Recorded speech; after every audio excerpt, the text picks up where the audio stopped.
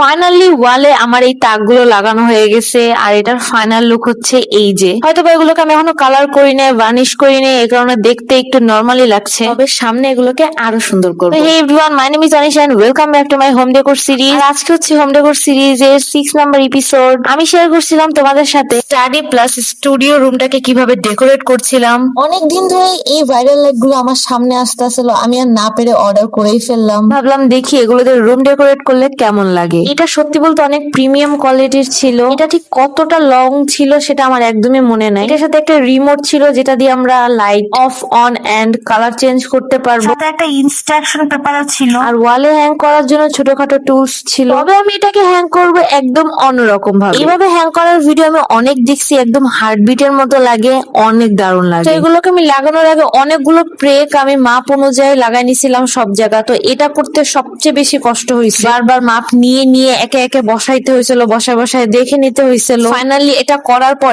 এত বেশি স্যাটিসফাইং লাগতেছিল, আমি কি বলবো তোমাদের। তো নেক্সট ভিডিওতে তোমাদের এটার ফাইনাল লুকটা দেখাবো।